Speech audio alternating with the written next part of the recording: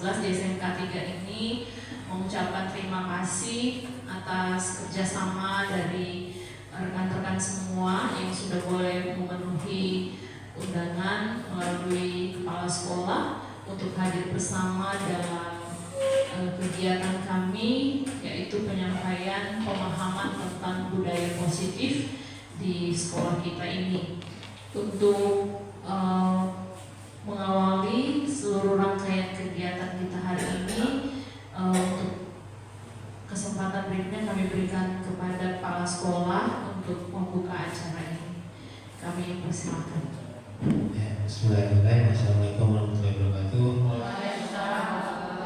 Selamat siang dan salam sejahtera untuk kita semua. Yang terhormat ibu-ibu calon guru penggerak dari SMK Negeri 3 Tarakan. Di sini ada tiga ibu-ibu ya, ada Ibu Eka, Bu Mulyani dan Ibu Karisma. Dan juga yang terhormat Bapak Ibu guru yang sudah hadir untuk memenuhi undangan kegiatan diseminasi tentang budaya positif, itu mengenai berbagai pemahaman tentang konsep kunci budaya positif. Semoga nanti apa yang disampaikan ke depan nanti itu memang benar-benar diterapkan. Artinya yang 3 orang ini sudah menyampaikan ke Bapak dan Ibu, diharapkan juga nanti Bapak dan Ibu juga bisa meneruskan ke siswa-siswi yang ada di sekolah, bukan hanya sekedar kata-kata saja, tapi memang itu benar-benar dilakukan. Karena kalau kita tahu budaya ini kan mengenai kebiasaan yang terus menerus, bukan karena kebiasaan karena ada sesuatu kan seperti itu. Artinya karena ada kegiatan ini ada budaya positif, nanti diterapkan budaya positif. Setelah selesai kegiatan hilang lagi budaya positifnya. Tidak seperti itu. Artinya memang ini namanya budaya yang sesuatu yang penting terus menerus. Kalau apalagi dia sudah bernilai positif, ya kan? Salah satu contohnya mungkin Bapak Ibu sudah mulai terapkan di siswa, ya kan, tentang disiplin atau apa, ya itu memang harus kontinu, tidak sebatas perkataan saja yang keluar setelah itu selesai, ya, tidak sebatas kegiatan apa ini CGP disampaikan nanti udah selesai, enggak gitu poinnya. Tapi memang ini benar-benar diterapkan di sekolah kita. Kalau kita di Penggerak ini sudah ada 4 guru ya, mungkin mudah-mudahan nanti bisa bertambah, ya kan? Materinya enggak jauh-jauh dari situ. Ya kan? Saya kira sudah paham. Cuma yang memang berat adalah untuk menerapkannya di keseharian itu. Artinya kan nggak bosan-bosan, itu harus diingatkan terus. Sebagai contoh yang saya dapat itu, kalau kita naik pesawat itu budaya positifnya itu selalu memakai seatbelt. Itu setiap ketemu sedang nggak pakai seatbelt lalu diingatkan ini itu terus begitu. Mungkin Bapak Ibu ya seperti itu. Kalau memang siswa ya bajunya dimasukkan, ada ingatkan terus. Dan juga bukan cuma ke siswa, artinya ya ke guru juga. Kalau guru udah paham ya dia harus melaksanakan itu, ya kan? Saya tidak panjang lebar yang saya sampaikan. Semoga kegiatan ke depan ini bermanfaat bagi kita, dan mari kita dukung bersama ibu-ibu penggerak ya dari SMK Negeri 3 Tarakan ya, yang sudah menyiapkan waktunya dan juga mengundang Bapak Ibu orang yang terpilih di sini. Ada 10 orang, ya kan, yang kemudian semoga bisa nanti sampai selesai kegiatan. Dengan mengucapkan Bismillahirrahmanirrahim, kegiatan diseminasi budaya positif oleh calon guru penggerak dari SMK Negeri 3 saya nyatakan dibuka. Mohon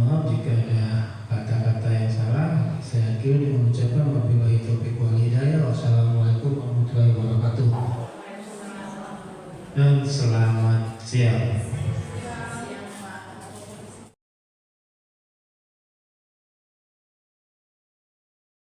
Oke, assalamualaikum warahmatullahi wabarakatuh.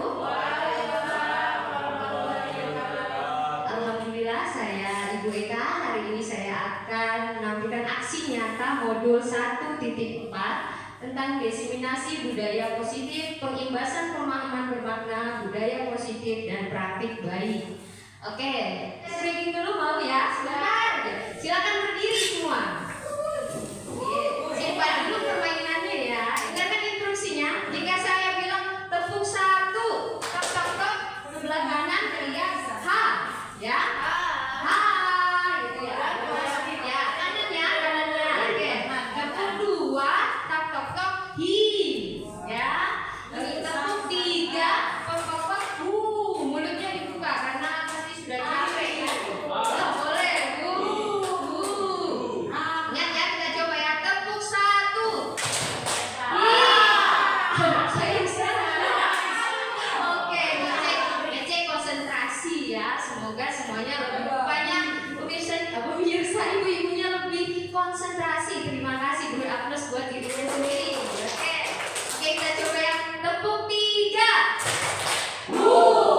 Waduh, tepuk 2. Tepuk 1.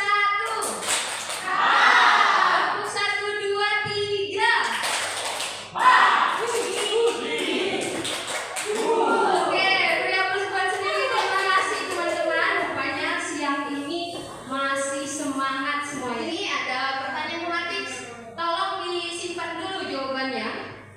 Hukuman dapat mendisiplinkan anak. Kalian setuju apa tidak? Ya.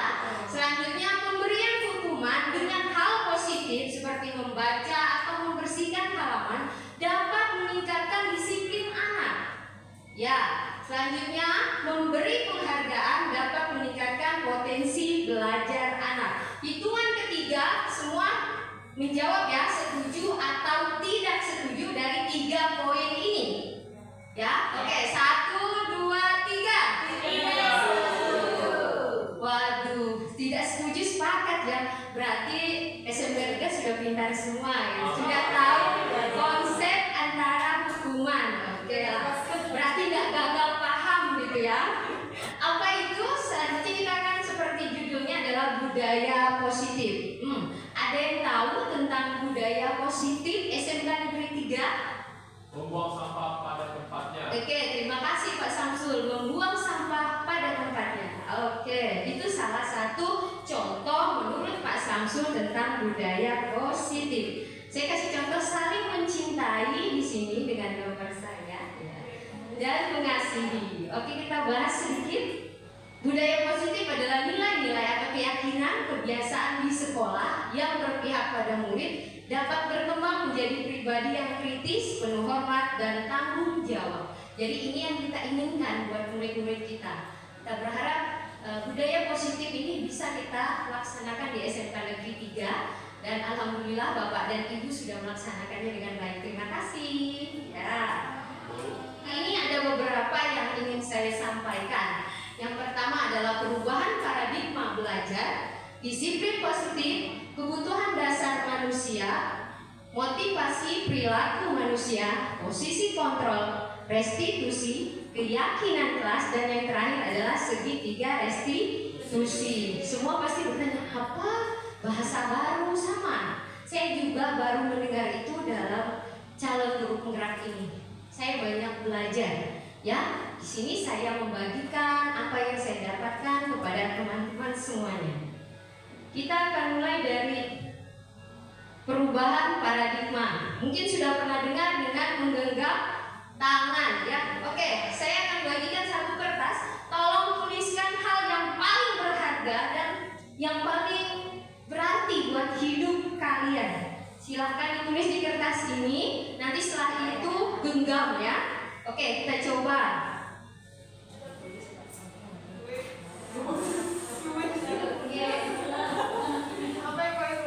Apa yang paling berharga dari Ibu Retno? Ya. Oke, tulis ya, warna. Ya, apa yang memilih kalian nanti. Jadi kan di sebagai siswa. Jadi kita juga pernah menjadi siswa, bukan? Pasti ada sesuatu yang kita inginkan. Nah, saat ini kita akan tuliskan dan silakan berpasang-pasangan. Nah, ayo. Wasna mana temannya? Sudah dituliskan? Nah, kira-kira siapa yang mau membagi? Berdiri. Genggam. Tulis. Bu Ana sama siapa?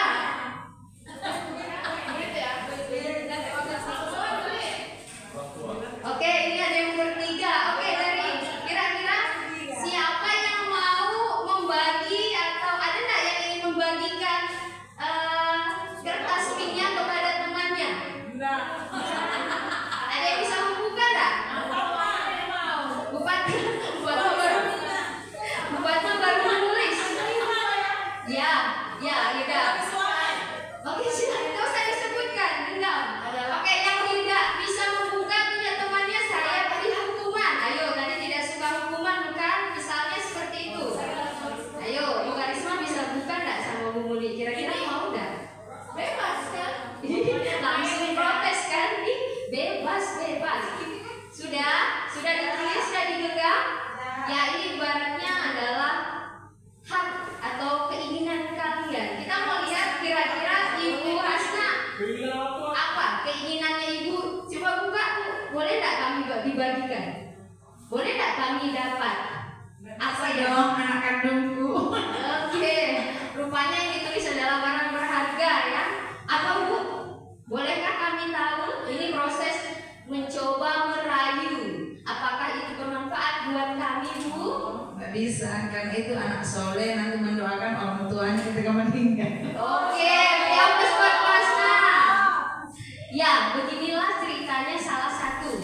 Jadi murid juga mempunyai sesuatu yang kita inginkan. Yang Samsul. Oke, sekarang kita coba Ibu Denri. Kira-kira apa yang ditulisnya Ibu Denri? Pak Jensen selanjutnya tulis keluarga.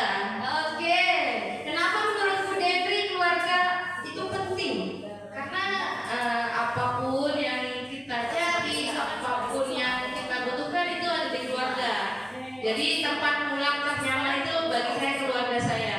Tempat menunggu yang plus buat Bu Denri. Asik. Bagian jomblo jadi sombong. Oke.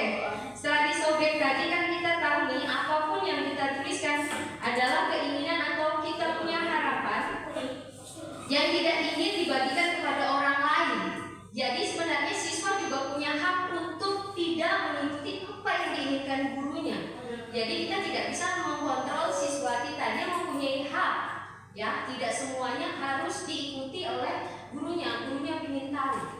Itulah fungsinya kita sebagai pembimbing. Ya, kita bimbing ke arah yang benar. Kita tetap mendukung dan menyupport apapun yang diinginkan oleh siswa kita. Seperti dari Dr. William Glasser membantu kita mengenal ilusi kontrol. Ya, salah satunya yang sudah kita lakukan. Saya berusaha untuk membuka isi dari Ibu Hasna dan dia tidak ingin membaginya. Ya. Posisi kontrol yang pertama, biasanya guru itu dapat mengontrol murid. Padahal pada kenyataannya adalah murid mempunyai hak untuk memilih. Ya. Yang kedua, guru tidak bisa memaksakan kehendaknya kepada murid. Dan yang ketiga, guru tidak punya kontrol penuh terhadap murid. Ini ilusi kontrol yang biasa kita lakukan ya. Guru dapat mengontrol murid. Ilusi kontrol kedua, ya, semua bujukan, penguatan positif, efektif, dan bermanfaat itu adalah salah. Pada kenyataannya bujukan adalah salah satu bentuk kontrol. Ya, murid mempunyai hak untuk menolak bujukan kita. Murid juga bisa tergantung pada pendapat dan bujukan kita. Selanjutnya ilusi kontrol berikutnya itu kritik dan membuat orang merasa bersalah bisa menguatkan orang tersebut. Pada kenyataannya menyalahkan murid dan membuat kritik tidak menguatkan tetapi melemahkan. Murid mempunyai perspektif negatif akan dirinya. Adanya krisis identitas atau identitas gagal pada murid. Yang terakhir itu yang sering kita lakukan adalah orang dewasa punya hak untuk memaksa. Nah, kenyataannya orang dewasa tidak bisa mengontrol murid. Perilaku memaksa tidak akan efektif pada jangka waktu yang lama. Murid dapat memberontak sewaktu-waktu. Memaksa kehendak hanya akan menyebabkan permusuhan antara murid dan guru. Saya yakin untuk SMK Negeri 3 kita bisa ya melaksanakan dengan baik. Kita tidak ada memaksa, walaupun memaksa mungkin suka hilaf saja karena emosi sesaat ya. Oke. Selanjutnya ya, ini tadi perubahan paradigma stimulus respon teori kontrol atau teori pilihan. Siapa sesungguhnya yang memiliki kontrol? Stimulus respon, kita mencoba mengubah orang agar berpandangan sama dengan kita. Ya, teori kontrolnya atau bilang kita berusaha memahami pandangan orang lain tentang dunia. Perilaku buruk dilihat sebagai suatu kesalahan. Semua perilaku memiliki tujuan. Orang lain bisa mengontrol saya. Hanya ada yang bisa mengontrol diri Anda.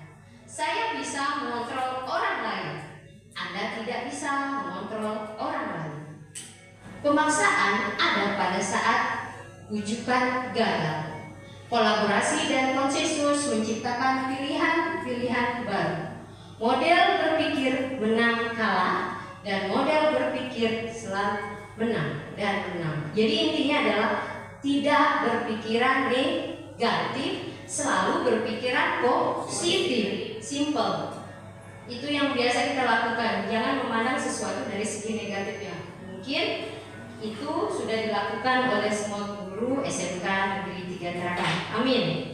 Nah, perubahan paradigma belajar di sini adalah pembelajaran dengan paradigma baru dirancang berdasarkan prinsip pembelajaran yang berdiferensi sehingga setiap siswa belajar sesuai dengan kebutuhan dari tahap pengembangan untuk mewujudkan profil pelajar Pancasila. Saya yakin Bapak dan Ibu guru sudah melaksanakannya, tetapi biasanya namanya saja yang berbeda. Ya, pembelajaran diferensiasi kita baru kenal dan mewujudkan profil pelajar Pancasila. Seorang guru yang baik harus memiliki kemampuan dalam mewujudkan budaya positif. Budaya positif tersebut dapat dijalankan dengan menerapkan konsep-konsep seperti disiplin positif, memahami motivasi perilaku manusia berkaitan dengan hukuman dan penghargaan, posisi kontrol seorang guru, membuat keyakinan kelas dan menerapkan segitiga restitusi dalam menyelesaikan masalah. Adapun disiplin positif yaitu cara penerapan disiplin yang mengajarkan anak bertanggung jawab dan menumbuhkan kesadaran diri pada nilai-nilai kebajikan. Lebih ke arah disiplin dari yang dapat mengontrol diri dalam melakukan segala tindakan. Dapat membuat murid memahami dan menyadari berdasarkan motivasi internal, bukan akibat paksaan, ujian ataupun hukuman. Ya, jadi yang perlu kita ingat adalah bukan berdasarkan hukuman maupun ujukan, tetapi berdasarkan dari dalam diri anak tersebut. Nilai-nilai kebajikan. Oke. Jadi setelah melaksanakan disiplin positif, kita akan membawa murid kita ke nilai-nilai kebajikan sesuai dengan profil pelajar Pancasila. Belajar Pancasila, beriman dan bertakwa pada Allah yang esa dan berakhlak mulia, berkebinekaan global, bergotong royong mandiri, kreatif dan bernalar kritis. Buat aplaus buat guru-guru Indonesia. Oke, setelah kita tahu profil pelajar Pancasila, selanjutnya adalah keyakinan. Kita buat dia dalam keyakinan. Seperti dikatakan teman saya, itu ada Ibu Muli, mengatakan bahwa jika dilakukan dengan keyakinan, maka akan dilakukan dengan sesungguh-sungguhnya dan menghasilkan kesuksesan. Amin ya. Oke, apakah keyakinan kelas atau peraturan kelas? Nah, di sini dua pertanyaan. Saya yakin ibu-ibu dan bapak guru juga sudah tahu perbedaan antara peraturan dan keyakinan, ya. Karena kalau peraturan apa Ibu Muli yang kita buat belum hasil kesepakatan, ya. Sementara keyakinan kelas dibentuk berdasarkan keinginan dan adanya disiplin positif yang nantinya digunakan untuk membangun budaya positif di sekolah. Ini secara umum biasanya, pada khususnya yaitu di kelas-kelas anak kita masing-masing, ya. Pembentukan keyakinan kelas. Keyakinan kelas bersifat lebih abstrak daripada peraturan yang lebih rinci dan konkret. Keyakinan kelas juga berupa pernyataan-pernyataan yang universal, jadi lebih bersifat umum. Pernyataan keyakinan kelas senantiasa dibuat dalam bentuk positif, segala sesuatu dalam bentuk positif. Keyakinan kelas hendaknya tidak terlalu banyak sehingga mudah diingat dan dipahami oleh semua warga kelas. Keyakinan kelas sebaiknya sesuatu yang dapat diterapkan di lingkungan tersebut. Semua warga kelas hendaknya ikut berkontribusi dalam pembuatan. Karena sesuatu yang diyakini, ya, jadi dibuat bersama-sama, insya Allah akan dilaksanakan dengan sepenuh hati, ya. Oke, di dalam keyakinan kelas juga ada prosedurnya, ya. Dan saya yakin Bapak dan Ibu guru sudah melakukan prosedur tersebut di mata pelajaran masing-masing, ya. Mulai dari curah pendapat, mendengarkan pendapat murid, mencatat masukannya, menyusun prosedurnya, tinjau kembali, tinjau ulang. Setelah itu jadilah keyakinan kelas atau keyakinan pada mata pelajaran. Di sini ada beberapa pertanyaan. Kita mulai dari Ibu Karisma, ya. Bu Karisma, kira-kira kata yang paling cocok untuk selalu kembalikan buku pada tempatnya. Ini kira-kira kata umum untuk keyakinan kelas itu yang seperti apa? Tanggung jawab. Oke, bertanggung jawab. Semua setuju? Oke, selanjutnya Ibu Muli, dilarang mengganggu orang lain. Kenyamanan ini, Bu. Menghargai orang lain. Oke, berarti menghormati, menghargai, dan kenyamanan. Kita ke Bu Hasna. Hadir di sekolah 15 menit sebelum pembelajaran dimulai. Oke, keren sekali. Disiplin. Ibu Karisma, dilarang melakukan kekerasan. Bu Hari, dilarang melakukan kekerasan. Kira-kira kata-katanya kayak apa? Kasih sayang. Setuju? Oke, Ibu Retno, dilarang menggunakan narkoba. Jelas, ya, menjaga kesehatan. Keren sekali. Selanjutnya bergantian atau menunggu giliran. Ini apa, Bu? Disiplin atau kesabaran. Terakhir siapa? Gunakan masker. Apa dia? Kesehatan. Pintar semua, ya. Alhamdulillah. Oke, terakhir siapa? Ibu Mutiara. Jangan berlari di kelas atau koridor. Kasih sayang, bener? Kalau berlari, bener nggak? Yakin karena sayang, ya. Keselamatan. Oke, kita cek jawaban teman-teman. Oke, nomor 1 tadi, selalu kembalikan buku, tanggung jawab. Dilarang mengganggu orang lain, yaitu menghormati orang lain. Hadir 15 menit. Disiplin, berkomitmen, ya, menghormati orang lain. Dilarang melakukan kekerasan, keselamatan, dan menghormati orang lain. Dilarang menggunakan narkoba. Ini paling penting, yaitu untuk kesehatan. Bergantian atau menunggu giliran, yaitu menghormati orang lain dan bersabar. Menggunakan masker, kesehatan, dan keselamatan. Yang terakhir, jangan berlari di koridor, yaitu keselamatan dan keamanan. Jujur, pada saat misi ini saya berapa kali nggak masuk, salah berapa kali, ya. Pernah rupanya kata-katanya nggak sesuai dengan apa yang kita tuliskan. Ya, ini adalah bagian dari kata-kata keyakinan kelas. Ya, ini contoh prosedur yang saya lakukan di kelas. Mungkin juga teman-teman, Bapak Ibu juga lakukan, yaitu cara membuat keyakinan kelas. Ini anak 11 TKPI, ya. Mulai dari peraturan sekarang kita coba turunkan ke keyakinan kelas. Ya, ini kami foto bersama dan dibuat dalam bentuk lebih menarik lagi. Keyakinan kelas jurusan TKPI, ya. Oke, setelah dibuat sebuah keyakinan kelas, kita akan masuk ke dalam kebutuhan manusia. Jadi siswa itu selain kita meyakini dia dengan prosesnya, ada juga yang namanya kebutuhan dasar manusia. Ya, ada 5. Yang pertama jelas bertahan hidup, kasih sayang dan rasa diterima, penguasaan, kebebasan dan kesenangan. Ya, siapa ingin bebas? Oh, semua ingin. Siapa mau senang?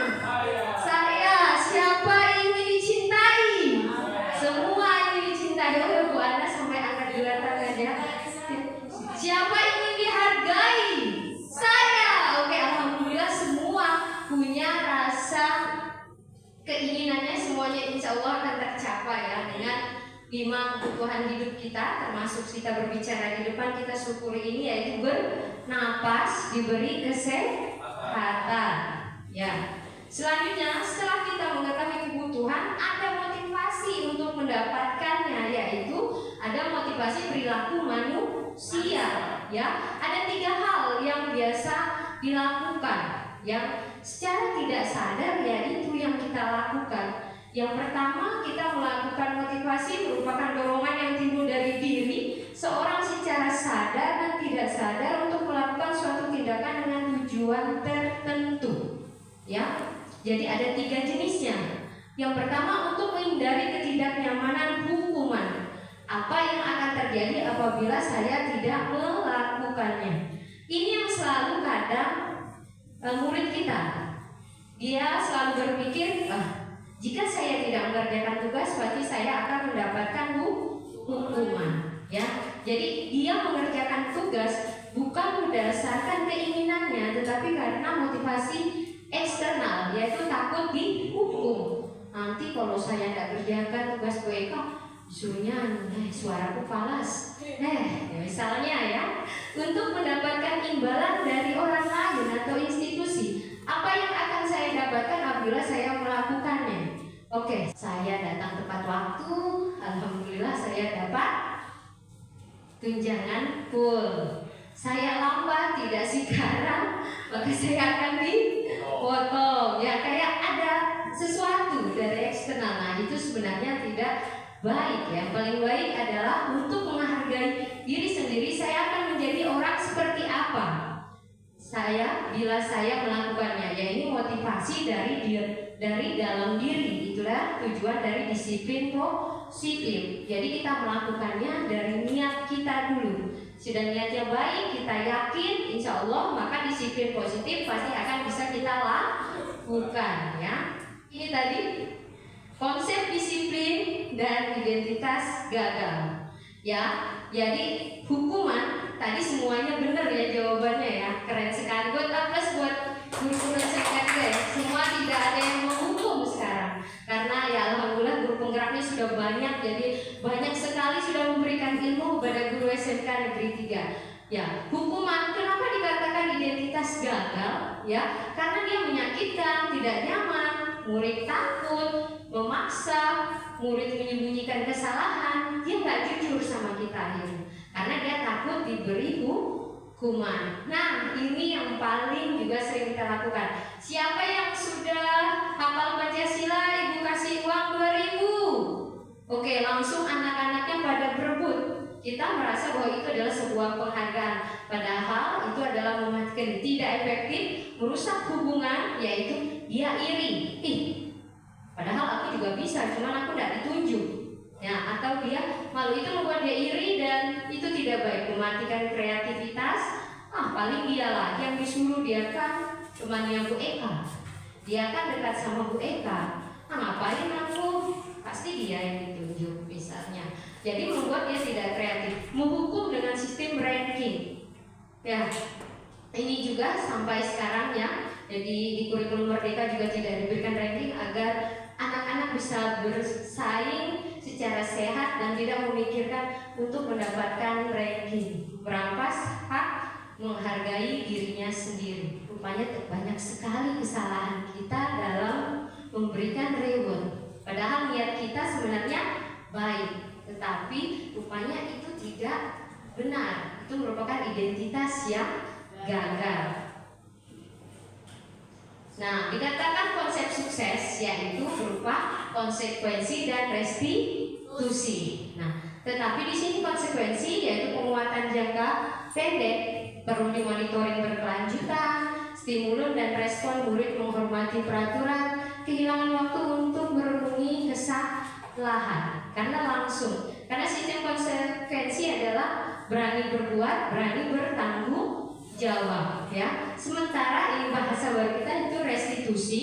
Ini murid bertanggung jawab nih untuk melakukan untuk perilakunya sendiri. Jadi dia yang mencari solusinya nih, dengan cara kita tetap membimbing dan mengarahkan. Fokus pada penyelesaian masalah jangka panjang, murid menghormati dirinya dan orang lain, teori kontrol, dirinya memegang kontrol. Murid sendiri yang menyelesaikannya, kita membimbing dia ke jalannya. Ya, selanjutnya adalah murid semangat untuk memperbaiki diri karena tidak ada paksaan dan tekanan dari gurunya. Oke, inilah stick yang kalian pegang tadi. Kira-kira mencatat 100 kali di buku kalimat saya tidak akan terlambat lagi karena terlambat di sekolah. Ini termasuk hukuman apa konsekuensi? Angkat. Waduh, hukuman. Ayo Bu Hasna jangan ikut-ikut. Oke, mencatat 100 kali di dalam buku kalimat saya tidak akan terlambat lagi karena dia terlambat sekolah nih. Pak Samsul jangan terikut ya karena saya lihat tadi konsekuensi satu orang. Oke, kira-kira apa konsekuensi Bu Muli apa? Dia mengangkat konsekuensi Karena dia menuliskan terkait dengan hal yang dia lakukan kesalahannya. Oke, sekarang kita tanya yang hukuman. Bu Fatma, kenapa pilih hukuman? Membuat kesalahan, jadi disuruh mencatat 100 kali itu termasuk hukuman itu. Oke, kita tahan ya. Selanjutnya lari keliling lapangan basket 2 kali karena terlambat hadir di sekolah. Hukuman apa Pak? Hukuman. Jelas. Kemudian apa nih? Oke, kuning semua ya. Oke, angkat 1, 2, 3. Oke, warna konsekuensi aku udah baca. Lari keliling lapangan basket 2 kali karena terlambat hadir ke sekolah. Oke, kuning semua ya. Oke, yang ketiga, murid diminta untuk push up karena tidak menggunakan masker ke sekolah. Hukuman apa konsekuensi? Oke, 1 orang jawab konsekuensi. Gimana Pak Samsul? Kenapa? Kasih mic-nya. Kenapa konsekuensi? Kenapa tidak hukuman? Ini menurut saya Bu ya. Ya.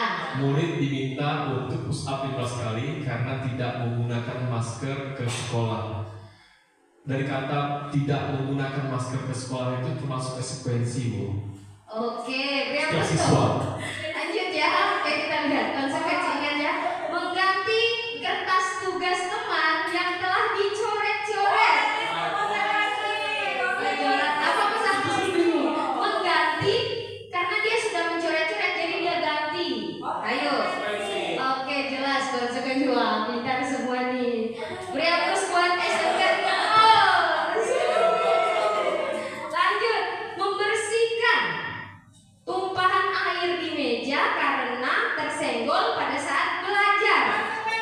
Oke, konsekuensi Bu Dendri. Oke, lanjut. Selanjutnya murid disuruh untuk menggunakan sepatu seharian di sekolah karena tidak mengenakan sepatu hitam. Jadi dia disuruh untuk mengenakan sepatu seharian. Maksudnya dilepas sepatunya karena dia pakai sepatu tidak warna hitam.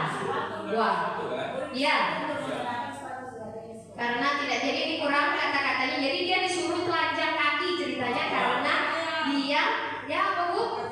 Kaki ayam, betul? Karena tidak menggunakan sepatu warna hitam kan? Hukuman apa konsekuensi? Hukuman. Oke, hukuman. Udah itu konsekuensi dah. Nggak konsen ya karena jam berputar terus. Oke, yang terakhir, murid mengelilingi lapangan basket 2 kali karena terlambat 10 menit pada pelajaran PJOK. Hukuman apa ini? Kira-kira, ayo. Oke, kenapa Pak Jensen hukuman? Lari di lapangan itu sudah jadi hukuman untuk siswa. Iya. Jadi gara-gara kata-katanya ya, lari mengelilingi lapangan basket 2 kali karena terlambat 10 menit untuk pelajaran PJOK. Kayak ini jawabannya juga kelihatan di bawah ya. Oke. Oke, untuk nomor 1 hukuman ya. Kenapa hukuman? Tadi kita sudah belajar bahwa dia menggunakan fisik ya. Dia menyakiti. Itulah dia dikatakan hukuman. Lari mengelilingi lapangan basket karena terlambat hadir di sekolah adalah hukuman. Murid push up, kata push up ini karena tidak menggunakan masker, dia dikatakan hukuman karena dia berbentuk fisik, Pak. Jadi kalau konsekuensi tidak menggunakan masker, mungkin apa alternatifnya? Kalau dia tidak menggunakan masker, bisa dicarikan masker dari gurunya ya. Jadi tidak benar. Sini kita belajar bahwa stop menghukum siswa. Ya, oke. Oke, tadi betul semua. Menggantikan kertas teman yang telah dicoret, yaitu konsekuensi karena dia sudah mencoret. Membersihkan tumpahan air di meja karena tersenggol pada saat belajar. Murid disuruh, nah ini sebuah hukuman, telanjang kaki karena tidak menggunakan. Terus, tadi Pak Jansen, itu jawabannya adalah konsekuensi, bukan sebuah hukuman. Karena ada kata kuncinya di situ, mata pelajaran PJOK. Jadi karena dia terlambat, oke, di sini kita belajar. Alhamdulillah, guru-guru SMK 3 sudah paham tentang perbedaan antara hukuman dan konsekuensi ya. Jadi murid SMK 3 jadi lebih enak. Posisi kontrol seorang guru. Nah, kita sebagai guru mempunyai 5 posisi kontrol, yaitu sebagai penghukum, sebagai teman, pembuat merasa bersalah, pemantau, dan manajer. Ya, kira-kira kita sering yang mana ini? Manajer, subhanallah. Jadi ada yang namanya kontrol dari luar dan kontrol dari dalam, dan ada kontrol diri, yaitu manajer. Hidup manajer. Sudah jelas kayaknya. Oke, sekarang ini sudah tahu kan tadi ada 5 fungsinya. Sekarang kalau ada guru yang mengatakan sebenarnya ada di sini, kita berbagi ya. Amin. Tidak satu bagi. Oke, semuanya lihat benar. Saya kecewa sekali dengan kamu. Ini kira-kira apa ya? Angkat tuh. Apa ya tadi ya? Saya kecewa sama kamu. Iya, coba cari. Apakah dia penghukum? Iya, yang dapat merasa bersalah. Siapa tadi yang jawab merasa bersalah? Bu Dendi? Oke. Muti, benar sekali. Saya kecewa sekali. Siapa yang pernah melakukan ini? Angkat tangan. Oke, pernah ya. Oke, coba ini. Kamu tidak benar-benar melakukannya. Kamu tidak pernah benar melakukannya. Kira-kira apa? Teman? Benar dari teman? Silakan. Penghukum? Benar penghukum? Ayo, kamu tidak pernah benar melakukannya. Oke, berarti penghukum. Bagaimana boleh penghukum nggak? Apa ya? Nah, kalau yang ketiga jelas ya. Ayo. Teman ya, kayak temannya. Ayolah, lakukan demi ibu. Ini yang dilakukan Bu Hasna tadi ya. Oke, ayolah. Selanjutnya, apakah kamu mau mendapat stiker bintang hari ini? Ini apa? Mantap, subhanallah, pintar semua. Ya, terus bagaimana kamu bisa menyelesaikan masalah ini? Oh, manajer. Oke, selanjutnya yang terakhir, kamu selalu paling terakhir. Apa? Kamu selalu paling terakhir. Apa?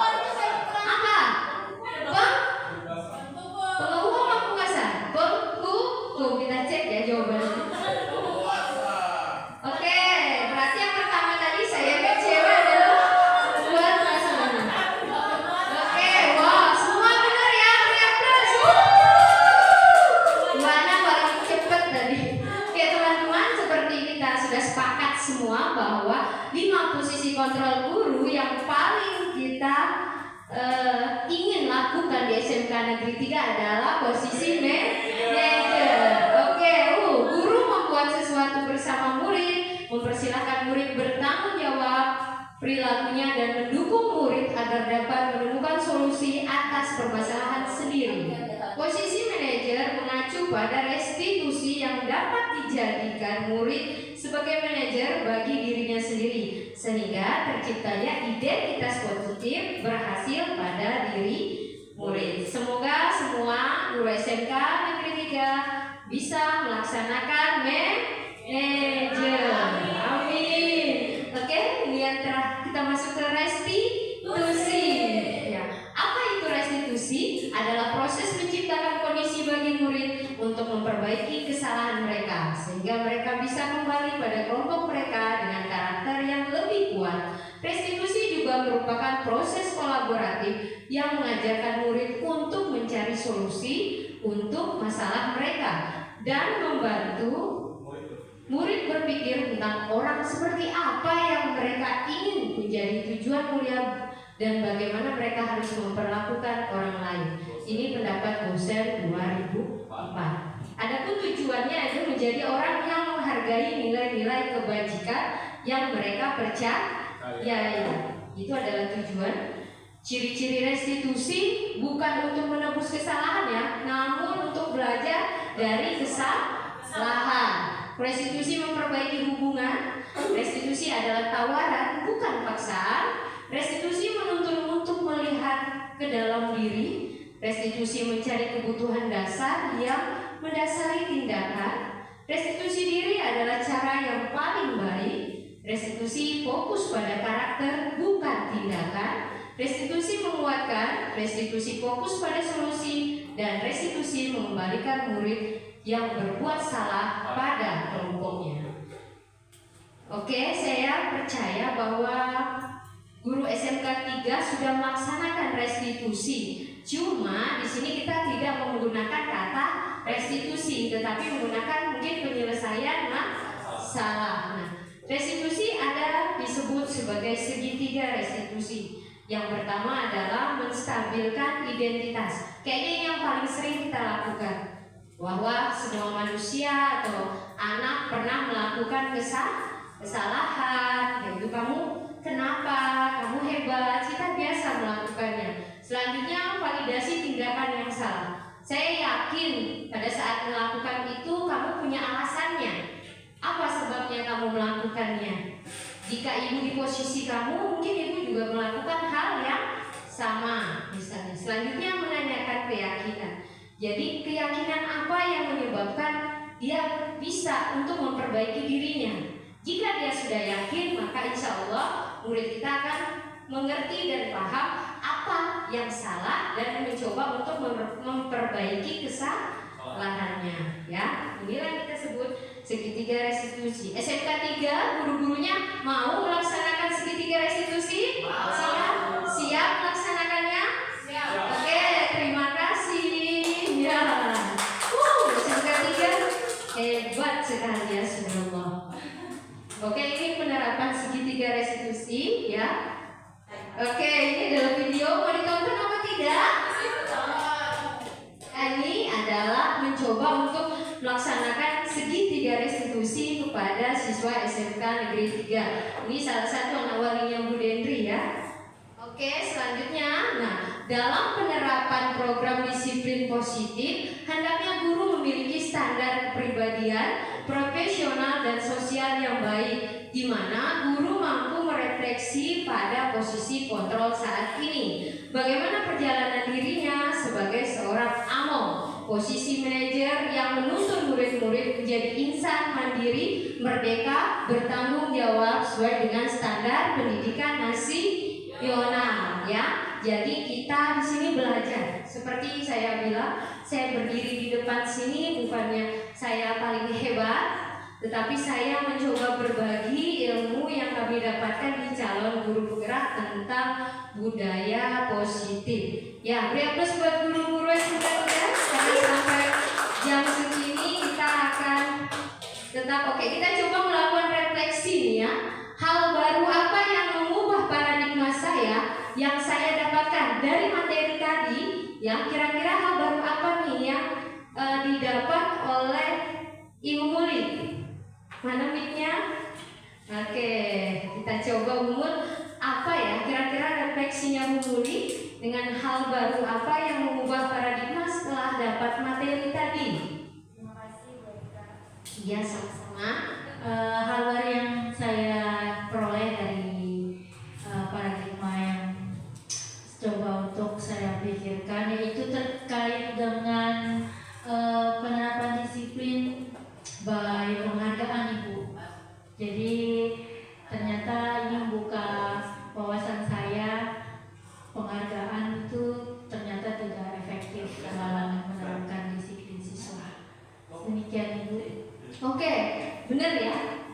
Sama yang saya rasakan pada saat materi ini ya, penghargaan itu yang selalu kita kadang lakukan untuk memotivasi anak supaya fokus pada mata pelajaran kita. Tetapi apa rupanya kita menjerumuskan murid kita ke jalan yang tidak benar. Penghargaan itu cuma relatif dianya ya, singkat. Tidak membuat dia bersungguh-sungguh yakin itu bisa dilakukan. Oke, terima kasih Bu Muli. Selanjutnya Pak Samsul nih, gimana? Perasaan apa yang muncul selama mengikuti sesi ini, khususnya mengenai makna disiplin dan motivasi intrinsik? Oke, silakan Pak Samsul. Perasaan yang muncul selama mengikuti sesi ini khususnya mengenai makna disiplin dan motivasi intrinsik. Terutama kita sudah pahami yang mana hukuman dan yang mana konsekuensi. Tadi sudah dijelaskan di atas. Jadi kita bisa lebih menghindari dengan masalah hukuman Bu. Yang selama ini mengikuti sesi ini lebih ke konsekuensi lah untuk kepada siswa. Oke, coba bisa ceritain sedikit Pak Samsul, pernah nggak mengalami hal ini bahwa rupanya itu hukumannya bukan konsekuensi? Selama ini saya pernah melakukan ini seperti melakukan siswa terlambat melakukan pusat.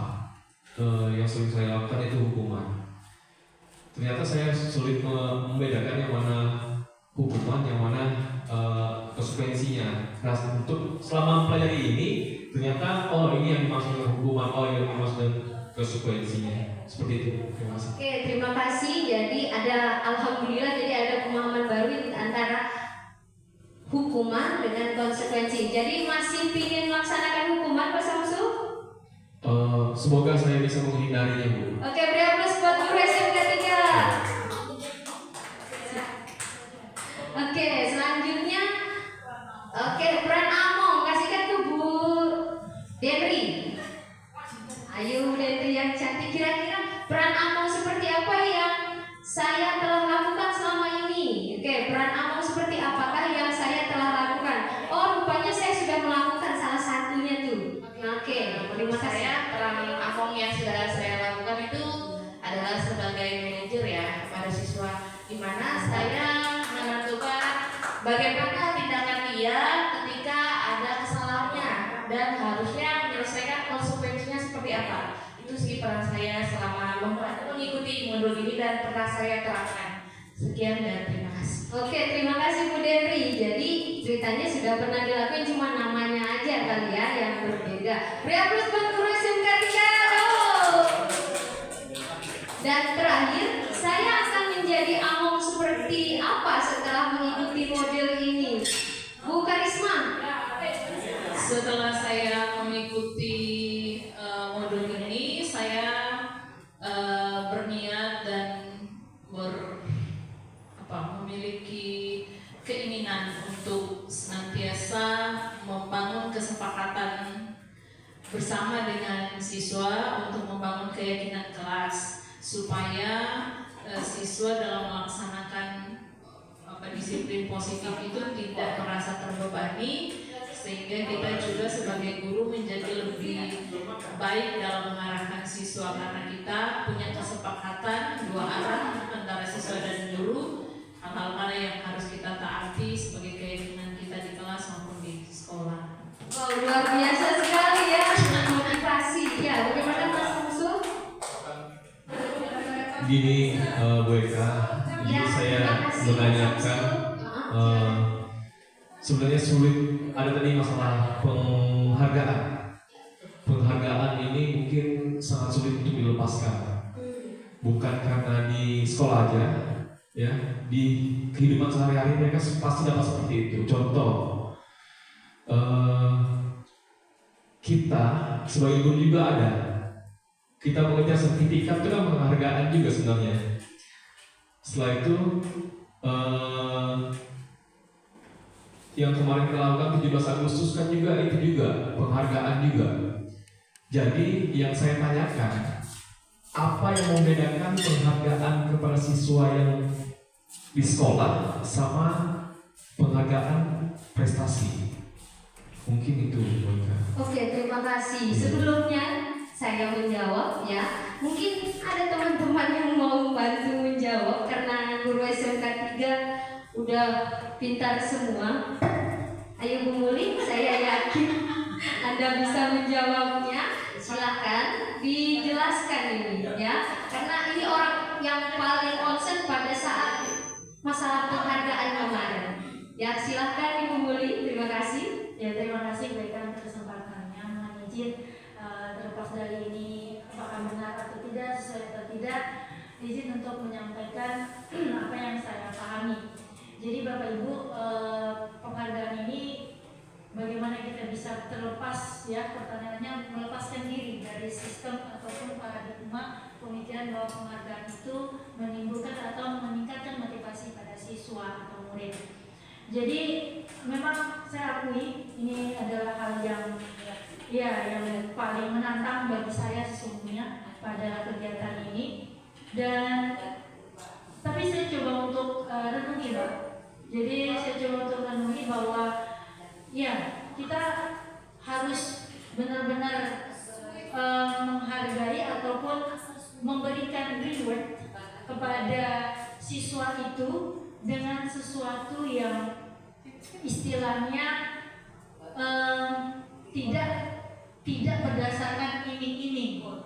Artinya kita mulai dengan, jangan memulai dengan oke, siapa bisa saya akan berikan ini. Itu yang pertama, itu yang mulai saya coba rubah, Pak. Jadi jika kita awali dengan seperti itu kita sudah membuat mindset mereka untuk pencapaian berdasarkan reward atau penghargaan. Dan yang kedua, kita juga bisa mencoba untuk, menurut pengalaman saya Pak ya, karena saya juga sudah mulai bergeser sedikit demi sedikit, ketika memberikan challenge ke siswa, coba untuk bridging mereka itu dengan pemahaman bahwa ini manfaatnya untuk kalian. Jadi proyek ini manfaatnya ini, mau di sosial, di kehidupan apa, ini manfaatnya.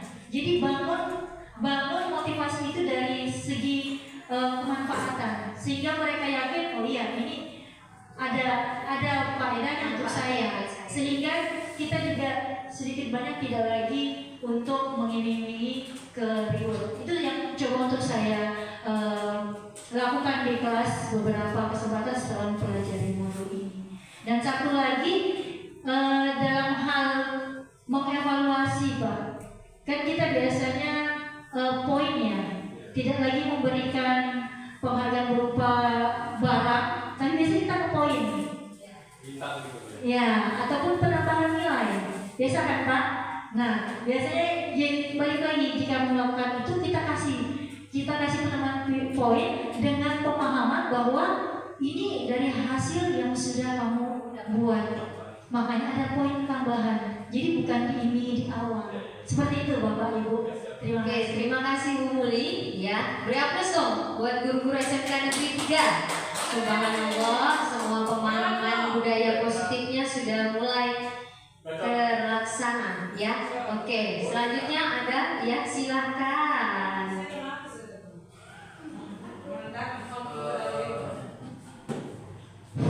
Oke, dengarkan dan simak ya. Ayo mau tanya aja. Ya, silakan. Ya, mungkin dari 3 ini bisa.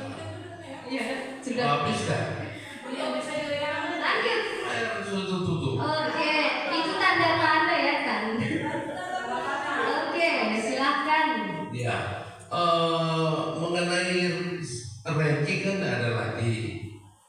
Ya, di Gunung Merdeka kan. Betul sekali. Tapi gimana ya?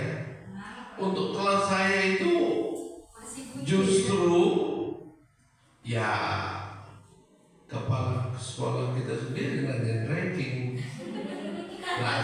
sih bagaimana? Berarti harus dibudayakan positif. Nah itu tetap itu nggak bisa, tetap ditanya loh itu masalah ranking itu. Saya mau jawab seperti apa? Karena memang ya mudah-mudahan tidak ada. Karena memang anaknya ada di kelas saya. Oke, benar curhatnya ini ya. Ya ini Kisahnya cuma sih, ya. cuma untuk menjawabnya seperti apa gitu. Kayaknya Bu Karisma mampu untuk menjawabnya. Tapi kayaknya itu semua Secara umum aja, secara umum. tapi itu semua kayaknya semua kita kayak gitu ya. Dilematis ya, kenyataannya. rankingnya. Walaupun tidak tertulis ranking di situ. Iya betul. Nah itu. Oke. Ya. Terus ada lagi mungkin bukan hanya saya, seperti yang contoh tadi itu kan saya tidak baca secara keseluruhan, hanya seperti baca judul. Ya. Nah caption yang berikutnya kita tidak lihat lagi sudah, kan kebanyakan kita begitu. Betul. Terus kasih komen, akhirnya kita dibilang loh, tidak baca caption yang keseluruhan. Jadi kita hanya jangan terpatok dengan baca judul. Seperti siswa kan malas dia membaca, ya kan? Nah itu hanya baca awal, oh sudah selesai. Habis itu kasih komen yang tidak jelas. Nah seperti saya itu tadi. Nah jadi bagaimana itu solusi? Oke, beri aplaus buat Pak Jensen ya. Oke, ini merupakan closing statement akan dijawab oleh Ibu Karisma. Oke, terima kasih kepada Bu Karisma. Saya jawab duduk, saya berdiri. Oke, silakan. Silakan Bu, saya duduk. Kalau soal perankingannya, saya setuju karena sepertinya itu jadi budaya dari dulu ya, dan itu masih terbawa dari kita sebagai orang tua saja. Saya ya pribadi sebagai orang tua juga selalu bertanya-tanya anak saya ranking berapa ya, apalagi kan yang di SD SMP itu rankingnya memang dapat reward dari pemerintah. Iya. Nah sebenarnya yang ingin dicapai di budaya positif tadi ini soal penghargaan itu ternyata bahwa dalam penelitian ini, melalui penelitian ya, sehingga itu pun diterapkan dalam kurikulum Merdeka, bahwa ternyata memberi penghargaan itu tidak membawa dampak positif dalam perkembangan anak yang jangka panjang, karena justru mematikan kreativitas anak yang tidak dia hanya mau melakukan sesuatu kalau dia ada imbalannya. Seperti itu. Jadi memang tidak hanya guru yang harus tahu ini, orang tua juga harus punya pemahaman yang sama supaya itu bisa kita sinkronkan antara murid, guru dan orang tua, sehingga kita punya pemahaman yang sama bahwa ternyata memberi penghargaan ini bukan sesuatu yang berdampak positif bagi anak, tetapi justru membawa kreativitas anak bisa mati, kemudian ada rasa-rasa iri tadi itu kepada orang yang tidak dapat ranking, dan mungkin yang pernah dapat ranking tapi kemudian tidak lagi mendapat ranking itu juga bisa jadi bisa kecewa, bisa kemudian tidak mau lagi berkembang, berusaha lebih keras, itu tidak lagi dilakukan, sehingga memang banyak hal yang harus kita sepakati bersama antara orang tua, murid dan guru dalam hal ini untuk yang berhubungan dengan penghargaan terhadap siswa. Saya kira itu. Oke, terima kasih. Subhanallah, di guru-guru SMK luar biasa, sudah paham sekali tentang budaya positif ya. Terima kasih atas kehadirannya semua pada diseminasi budaya positif kami ya. Saya akhiri. Assalamualaikum warahmatullahi wabarakatuh. Ya, SMK bisa, SMK hebat, SMK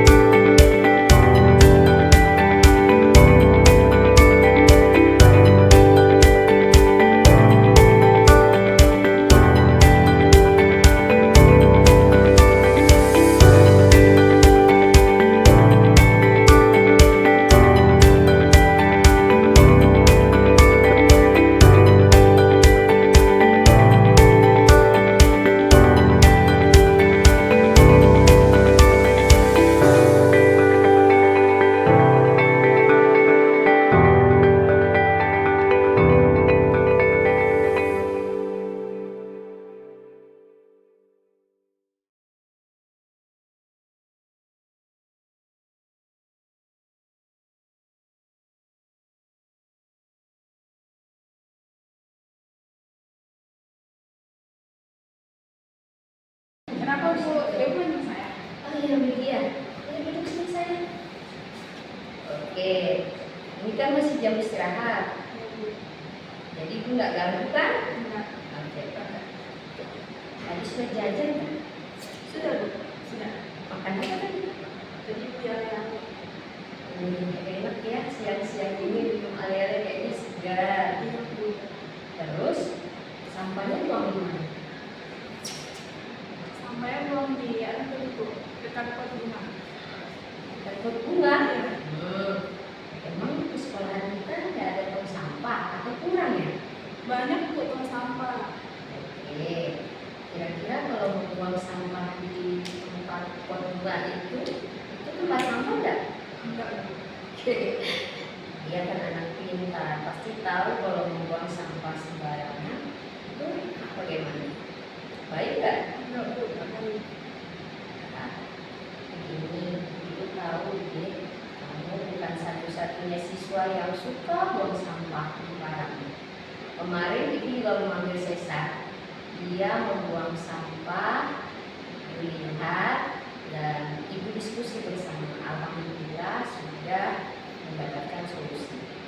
Nah, sekarang ibu mau tahu, kira-kira kenapa dia membuang sampah dekat pot? Apakah tidak ada tong sampah atau bagaimana di sini? Kemarin Bu, saya kan duduk sama teman-teman saya. Kami istirahat. Terus setelah itu di dekat kami nih ada tong sampah Bu. Tong sampahnya jauh. Jadi tong sampahnya tidak tersedia di dekat kami. Jadi saya buang dekat pot karena yang paling dekat dengan saya itu pot bunga itu. Oke, jadi saya sudah tahu alasannya karena mager nih, ibaratnya malas bergerak. Ya. Kira-kira kalau semuanya mager dan malas bergerak seperti itu, apa yang terjadi sama sekolah kita? Sekolah kita banyak sampahnya Bu. Bunganya tercemar. Pintar, paham akan itu. Jadi kamu masih ingat nggak waktu kelas 10 kemarin kita ada bikin keyakinan kelas? Kira-kira ini cocok nggak sama keyakinan kelas yang kita buang sampah di pot? Nggak cocok Bu.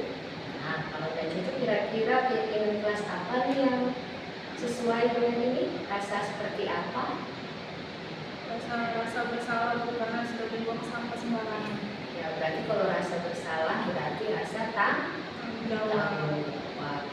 Widya bersedia nggak untuk mencari solusi dari yang Widya lakuin? Bersedia Bu. Kira-kira apa yang harus Widya lakukan agar itu tidak terjadi lagi?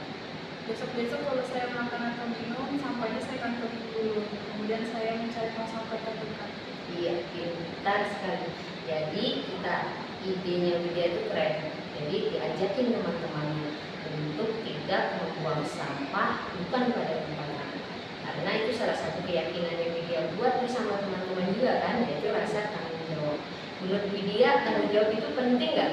Penting Bu, karena tanggung jawab itu menuju sukses. Oke, Widya mau jadi orang sukses kan? Mau Bu. Nah, kita jadi orang sukses, kita mulai dari hal terkecil, yaitu rasa tanggung jawab. Oke, sekarang Widya sudah paham. Terus kira-kira apa yang akan dilakukan ke depannya? Mengajak teman-teman membuang sampah pada tempatnya Bu, dan tidak mencontoh perbuatan saya membuang sampah di pot bunga. Widya itu tahu kamu anak yang pintar, anak yang cerdas, dan ibu yakin kamu akan bisa menjadi contoh buat teman-teman.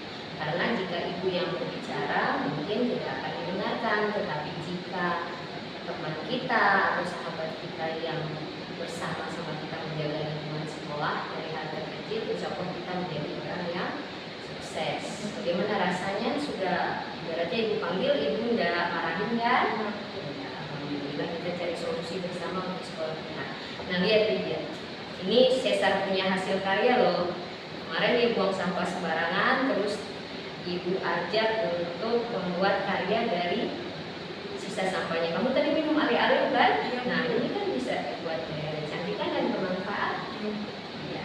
Ini anak TKPI yang lain. Jadi sampah bisa kita gunakan untuk didaur ulang dan bermanfaat buat diri kita dan orang lain. Keren kan? Berarti Widya juga bisa buat yang lebih keren dari itu. Oke, terima kasih Wid sudah mau berbagi cerita. Mohon maaf Ibu tadi lihat dari media service curhat, Bu itu anak yang pintar, katanya buang sampah. Ya, kita sama-sama di sini memperbaiki dan mencari solusi. Ya, lain kali dengan